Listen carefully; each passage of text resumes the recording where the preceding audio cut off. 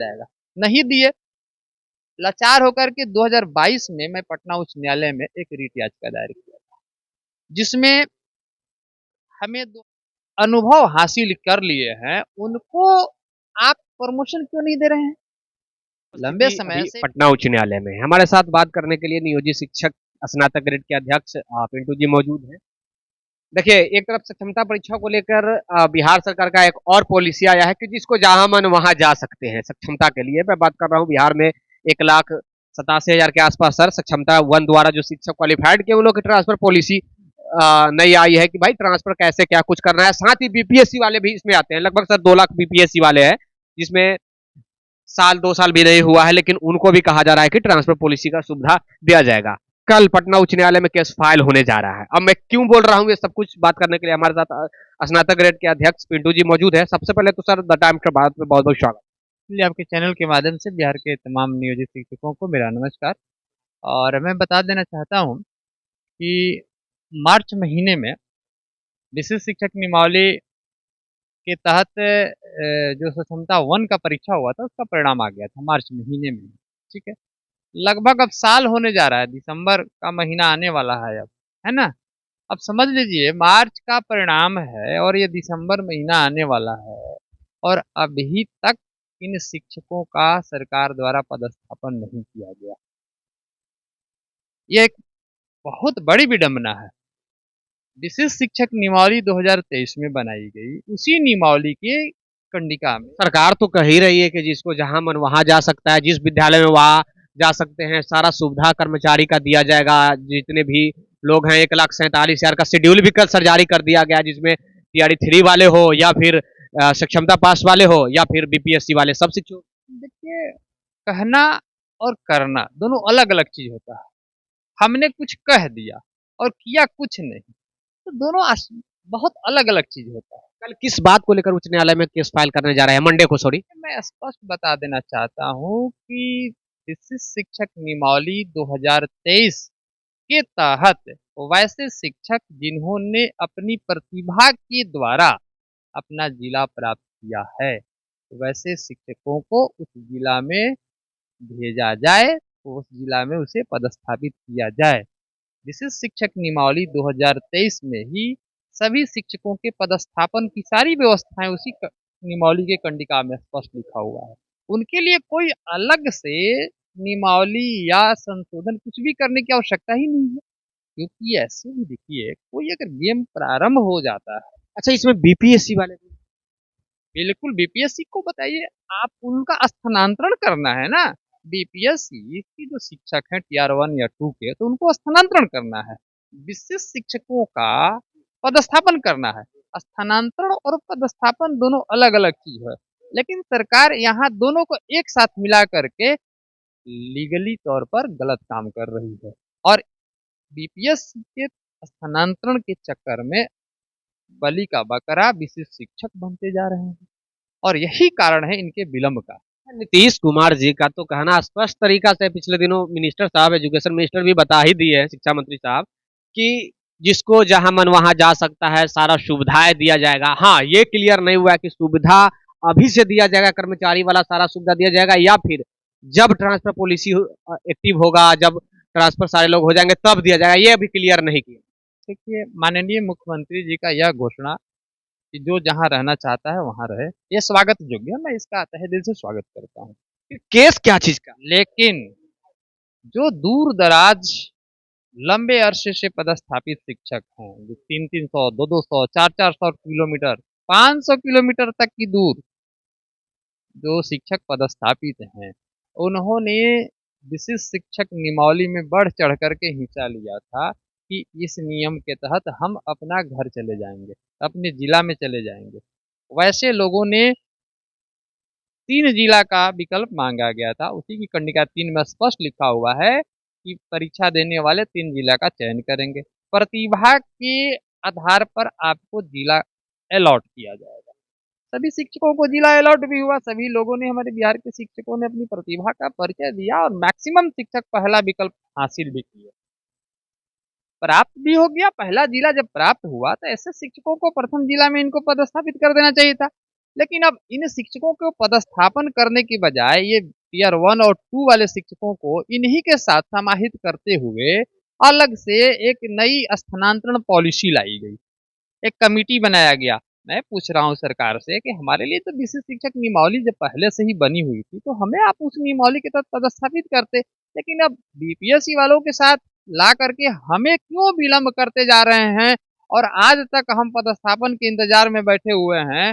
और मुख्यमंत्री जी का जिस दिन अनाउंसमेंट हुआ कि जो जहाँ है वहीं रह राजकर्मी का दर्जा उनको दिया जाएगा, ठीक है, स्वागत जो है, लेकिन अभी भी उनको कोई विभागीय पत्र नहीं है, अभी सिर्फ घोषणा हुई है, ध्यान ध्यान दीजिएगा। क्योंकि नियमावली कह रही है कि जिस विद्या आप नए विद्यालय में पदस्थापन के साथ ही आप जो है विशिष्ट शिक्षक कहलाएंगे, तो ना नया विद्यालय आपका हुआ, ना आपका पद स्थापन हो रहा है, तो आप विशिष्ट शिक्षक कैसे हो जाएंगे? अच्छा, एक चीज मैं जानना चाहूंगा, क्या बिहार के जितने भी सक्षमता पास वाले शिक्षक हैं, अब सीधा सीधी मैं एक प्रश्न करना चाह रहा हूं, जो आपके द्वारा या फिर आपकी टीम के द्वारा आप लोग मिलकर उच्च न्यायालय का शरण आप ले रहे हैं सक्षमता जो पॉलिसी के अगेंस्ट में, तो क्या बीपीएससी और सक्षमता दोनों दो खेमा नहीं बट रहा है? बीपीएससी वाले कह रहे हैं कि गवर्नमेंट जो कर रही है वो अच्छा कर रही है, सारे लोगों को सुविधा देना चाहिए, ट्रांसफर का देना चाहिए। आप कह रहे हैं कि हम कोर्ट में जाएंगे, कोर्ट का मैटर आप ला रहे हैं, तो यहाँ पे तो दो खेमा बट रहा है ना सर? नहीं, कमजोर आप लोग पढ़ रहे हैं, दो खेमा बट। नहीं, मैं बार बार कह रहा हूँ कि बीपीएससी वाले शिक्षक जो भी हैं टीआर 1 2, उनको स्थानांतरण चाहिए, उनको स्थानांतरण चाहिए, उनके लिए सरकार स्थानांतरण पॉलिसी लाई है, वेलकम है उस। स्थानांतरण में क्या होगा? जो दूर दराज के बीपीएससी के अधिकांश शिक्षक काफी दूर दराज पदस्थापित हैं, वैसे शिक्षक स्थानांतरण पॉलिसी के तहत अपने गृह जिला में चले जाएंगे, ठीक। लेकिन जो स्थानीय निकाय से जो बहाल शिक्षक जो दूर दराज में पदस्थापित है, उनके लिए यह विशिष्ट शिक्षक नियमावली रामबाण थी, और उस नियमावली के तहत वे शिक्षक परीक्षा देकर के अपना अपना गृह जिला प्राप्त कर लिए। अब वे वैसे शिक्षक जो है लंबे अरसे से मार्च से ही इंतजार में बैठे हुए हैं, अब उनका एक दिन एक बरस बीत रहा है, और सरकार रोज नया नया नियमावली बनाती जा रही है, जबकि स्पष्ट है कि मैं बार बार कह रहा हूँ, खेल प्रारंभ हो जाता है तो बीच में नियम नहीं बदला जाता है। सुप्रीम कोर्ट का भी एक अभी लेटेस्ट ऑर्डर आया है कि बीच खेल में नियम बदलना गलत। तो यहाँ आप नियम हमारे लिए क्यों बदल रहे हैं? बीपीएससी के लिए आप नियम लाइए, उनको स्थानांतरण दीजिए, वेलकम है, स्वागत योग्य है, मैं तहे दिल से स्वागत कर रहा हूँ। मैं तो शुरू से ही कहते आ रहा हूँ कि बिहार की शिक्षा व्यवस्था को बेहतर करना है तो सभी शिक्षकों को 10-20 किलोमीटर के रेडियस में रख दीजिए घर से, सब लोग खुशी खुशी विद्यालय जाएंगे, आएंगे, पढ़ाएंगे, हमारी शिक्षा व्यवस्था अच्छी होगी, हम लोग। अच्छा, पूरा बिहार के शिक्षक सक्षमता वाले जितने भी शिक्षक हैं सपोर्ट कर रहे हैं कि भाई कोर्ट केस होनी चाहिए? बिल्कुल, जो देखिए, जो कई ऐसे, आप कैंडिडेट की तो बात छोड़ दीजिए, मेरे पास अभिभावकों का फोन आता है, कई ऐसे अभिभावक रो रो करके उनका हाल बुरा है, कह रहे हैं सर हम घर में अकेला, मेरा एक ही पुत्र है, और हम बुजुर्ग हो गए हैं, मेरा बाईपास सर्जरी है, हमें देखने वाला कोई नहीं है, हम बक्सर के रहने वाले हैं, मेरा बेटा मधेपुरा में नौकरी कर रहा है, इसी परीक्षा के द्वारा आस लगी थी कि वो बेटा मेरा बक्सर में आ जाएगा, लेकिन सर आज कल होते होते 1 साल गुजरने जा रहा है, कब आएगा, आएगा भी कि नहीं आएगा, कि वहीं जीवन गुजारना पड़ जाएगा। ये स्थिति बन गई है, अनिश्चितता का माहौल क्यों कायम कर दिया गया है यहाँ, मुझे समझ में नहीं आ रहा है। नए वाले को ट्रांसफर का सुविधा। नए वाले के लिए आप उसके साथ इसको क्यों ला रहे हैं? पहले इसको तो आप ट्रांसफर तो किए ही नहीं। अच्छा, कोर्ट का एक ऑर्डर आया है 2-3 दिन पहले, जैसा कि मुझे जानकारी मिला है कि जितने भी नियोजित वाले शिक्षक है जो 8-10 साल जो भी एक्सपीरियंस जिनका हो गया है, उन लोग को डायरेक्ट प्रधान शिक्षक बनाया जाए। क्यों उन लोगों का बीपीएससी द्वारा प्रधान शिक्षक प्रधानाध्यापकों का एग्जाम हुआ है, उन लोग को डायरेक्ट दिया जाए? तो क्या ये एक अलग एक कोई पेच है क्या? आन दिन देखा जाए तो एजुकेशन डिपार्टमेंट संबंधित उच्च न्यायालय का में कोई ना कोई केस चलता है। देखिए, केस लोग क्यों करता है? मजबूरन लाचारी। मजबूर होकर के ही। कोर्ट में किसी को शौक है क्या? किसके पास पैसा है जी? हमारे हमारे शिक्षकों को कितना सरकार वेतन देती है? 40,000 वेतन से अपना घर परिवार चला ले रहा है, इस महंगाई के दौर में वही बहुत बड़ी बात है, न्यायालय जाने की उसकी औकात है, उसकी क्षमता है नहीं है। लेकिन लाचार और जो मजबूर जब हो जाता है तब भी वो न्यायालय की तरफ मुख करता है। तो यहाँ स्थिति वैसे ही बनी हुई। देखिए अभी इसमें क्या था, मैं भी खुद प्रधानाध्यापक स्नातक ग्रेड शिक्षकों के लिए जो 2012 में सरकार ने नियमावली बनाई थी, तो उसमें स्पष्ट प्रावधान था कि 5 वर्ष की सेवा के बाद इन्हें प्रधानाध्यापक ग्रेड में प्रोन्नति दे दिया जाएगा। ठीक? तो जो लोग 13 में योगदान किए उनको 18 में प्रमोशन हो जाना चाहिए था। 14 में जो लोग योगदान किए 19 में हो जाना चाहिए था।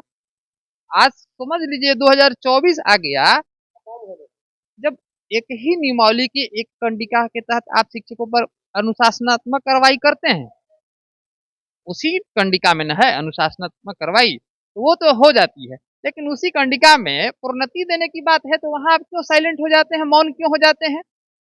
आखिर देखिए, वहाँ जिसका जो अधिकार है, मेरा कहने का मतलब शिक्षकों को जब आपने कानून बनाया, हमें वो पसंद आया तब हम इस सेवा में है। आपको वो चीज़ बनाना ही नहीं चाहिए था। नहीं देना था तो काहे लिखते हैं नियमावली में सब बात? नहीं लिखिए। तो आपने नियमावली में लिखा कि इन्हें 5 वर्ष पर प्रमोशन दे दिया जाएगा। नहीं दिए।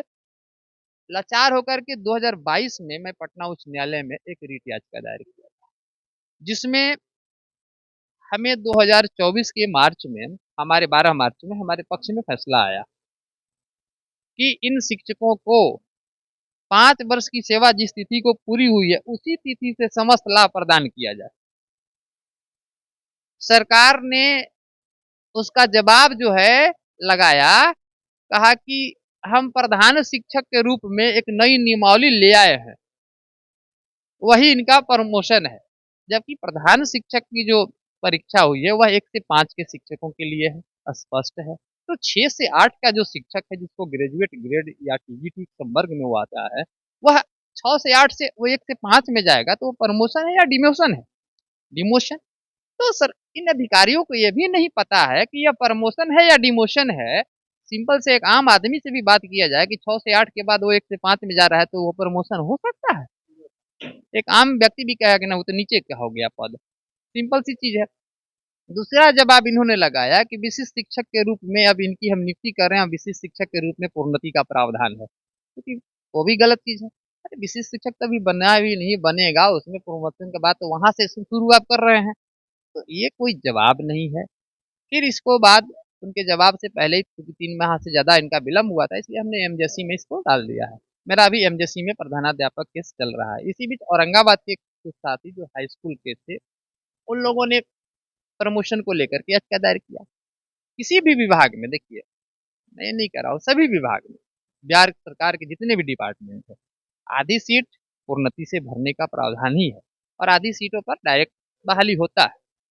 तो ये आधी सीट यहाँ अभी हाई स्कूल के लिए अभी जो रिक्ति प्रधानाध्यापक के निकाला गया, शिक्षक अभी बहाल होने जा रहे हैं, काउंसलिंग का डेट भी आ चुका है। तो मेरा कहने का मतलब है कि जो शिक्षक अनुभव हासिल कर लिए हैं उनको आप प्रमोशन क्यों नहीं दे रहे हैं? लंबे समय से विद्यालय में 10 साल 20 साल तक सेवा दे दिए, क्या उनकी योग्यता नहीं है? वे योग्य शिक्षक थे ना, उनके पास जितना बड़ा अनुभव है, उस अनुभव का लाभ सरकार को उठाना चाहिए। हर तरह का अनुभव है, प्रशासनिक अनुभव है, शैक्षणिक अनुभव है, उसका लाभ उठाना चाहिए। तो वैसे लोग को प्रमोशन दीजिएगा तो विद्यालय की व्यवस्था बेहतर होगी। आज मध्य विद्यालय मैक्सिमम प्रभारी के भरोसे चल रहा है। स्नातक ग्रेड के शिक्षक को 5 साल पर प्रमोशन देने का अधिकार था, आप दिए नहीं, सारा मध्य विद्यालय खाली है। अभी एसीएस महोदय का बयान आया था कि हम ऊपर वाले में प्रधानाध्यापक का बहाली कर दिए, नीचे वाला में कर दिए हैं, बीच वाला बाकी रह गया है, इस पर विचार करते हैं। अरे भाई विचार करना ठीक है, स्वागत योग्य है, इसको जितना जल्दी हो सके इसके लिए भी व्यवस्था होनी चाहिए। हमारे प्रमोशन का काम है, आप नियमावली में ही लिखा हुआ है, दे दीजिए, वेलकम होगा, ठीक है।